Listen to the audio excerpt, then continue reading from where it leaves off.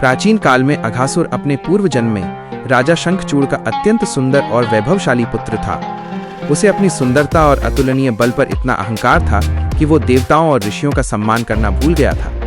एक बार वन विहार के समय उसने परम ज्ञानी ऋषि अष्टावक्र को देखा, जिनका शरीर 8 स्थानों से मुड़ा हुआ था। अघासुर ने न केवल उनका उपहास किया, बल्कि उनके चलने के ढंग की अत्यंत भद्दी नकल भी उतारी। ऋषि अष्टावक्र ने उसे कई बार चेताया, परंतु मद में चूर अघासुर अपनी मूर्खता से पीछे नहीं हटा। तब ऋषि ने उसे श्राप दिया कि जिस शरीर पर तुझे इतना गर्व है, वो अगले जन्म में एक रेंगने वाले कुरूप और विशालकाय अजगर का होगा।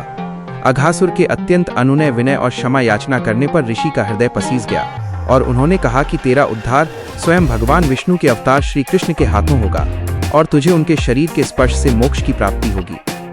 श्राप के वशीभूत होकर द्वापर युग में वही जीव अघासुर नामक महाबली राक्षस बना, जो मथुरा के राजा कंस का अत्यंत विश्वसनीय और क्रूर सेनापति था। अपनी बहन पूतना और भाई बकासुर के वध का समाचार सुनकर वो प्रतिशोध की अग्नि में जल उठा।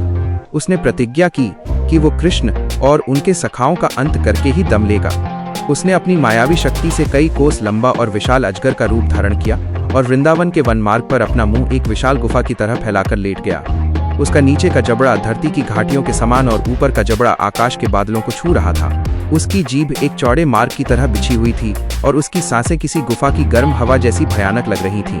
कृष्ण के नन्हे ग्वाल बाल मित्र इसे प्रकृति का कोई अद्भुत दृश्य समझकर कौतूहलवश उसके भीतर प्रवेश कर गए। अपने मित्रों को मृत्यु के द्वार में प्रवेश करते देख भगवान कृष्ण भी उस काल रूपी मुख के भीतर समा गए। जैसे ही कृष्ण भीतर पहुंचे, अघासुर ने अपना मुंह बंद करना चाहा, परंतु प्रभु ने वहां एक अद्भुत लीला रची। उन्होंने अपने शरीर का विस्तार इतनी तीव्रता से किया कि अजगर का विशाल शरीर चारों तरफ से खींचने लगा। अघासुर के गले का मार्ग पूरी तरह अवरुद्ध हो गया। उसकी आंखें उबलकर बाहर की ओर निकलने लगीं और प्राणवायु रुकने से उसका मस्तक बीच से फट गया।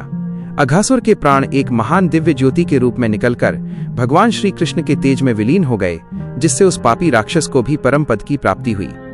इस अलौकिक दृश्य को देखकर स्वर्ग में बैठे ब्रह्मा जी आश्चर्यचकित रह गए।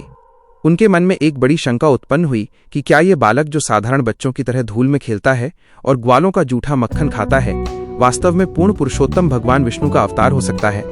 अपनी शंका के समाधान और कृष्ण की शक्ति को परखने के लिए ब्रह्मा जी ने अपनी माया रची। जब कृष्ण अपने मित्रों के साथ भोजन में मग्न थे, तब ब्रह्मा जी ने पलक झपकते ही सभी बछड़ों और ग्वाल बालों को चुरा लिया और उन्हें एक गुप्त गुफा में योग निद्रा में सुला दिया। कृष्ण ने जब अपने सखाओं को गायब पाया, तो वे तुरंत ब्रह्मा जी की इस कौतुकपूर्ण लीला को समझ गए। ब्रह्मा जी के अहंकार को मिटाने के लिए कृष्ण ने स्वयं को उतने ही बालकों और बछड़ों के रूप में प्रकट कर लिया। वे हुबहू उन्हीं की तरह दिखते थे, वही कपड़े पहनते थे और वही स्वभाव रखते थे। पूरे 1 वर्ष तक कृष्ण इन रूपों में वृंदावन में रहे और किसी भी माता पिता को ये आभास तक नहीं हुआ कि उनके घर में उनका पुत्र नहीं, बल्कि साक्षात परमेश्वर निवास कर रहे हैं। जब 1 वर्ष पश्चात ब्रह्मा जी वापस लौटे, तो वे ये देखकर हक्के बक्के रह गए कि ग्वाल बछड़े तो अभी भी कृष्ण के साथ खेल रहे हैं। तभी कृष्ण ने अपनी माया हटाई और ब्रह्मा जी को हर बालक और बछड़े के भीतर चतुर्भुज विष्णु के दर्शन कराए। ब्रह्मा जी का गर्व चूर चूर हो गया और उन्होंने प्रभु के चरणों में गिरकर वंदना की। अगर आपको ये वीडियो पसंद आई हो तो लाइक और शेयर करें। धन्यवाद।